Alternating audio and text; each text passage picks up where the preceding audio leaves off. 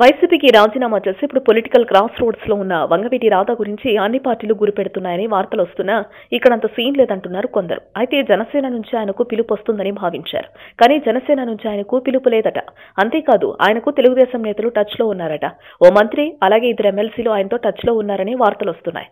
TDP అధినేత కూడా ఈ విషయం తెలిసిందే. రాధా వస్తే పార్టీలోకి స్వాగతిస్తామని చెప్పారు. వారు ముఖ్యంగా ఎమ్మెల్సీ బుద్దా వెంకన్న ఈ రాజకీయ చదరంగంలో ఉన్నారని ఆయన పేరు వినిపిస్తోంది. అయితే వైసీపీ నుంచి బయటకొచ్చిన రాధా తెలుగుదేశంలో చేరుతున్నారు అనేది ఇప్పటికే అగ్రనాయకత్వం నుంచి అందరికీ క్లారిటీ అయితే వచ్చింది.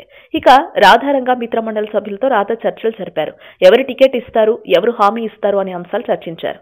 ఇక వైసీపీకి కాపులు దూరంగా ఉండాలి అని వైసీపీ టికెట్లు అమ్ముకుంటోంది అని విమర్శలు వస్తున్నాయి.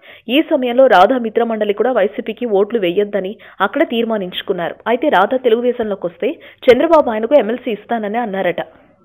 వార్తావాణి న్యూస్ ఛానల్ ఎప్పటికప్పుడు రాజకీయ, సినీ విశేషాలు, స్పోర్ట్స్ మరియు సాంకేతిక పరమైన మరెన్నో విషయాలను మన ముందుకు తెస్తుంది. మరింత సమాచారం కొరకు వార్తావాణి న్యూస్ ఛానల్ ని సబ్స్క్రైబ్ చేయండి.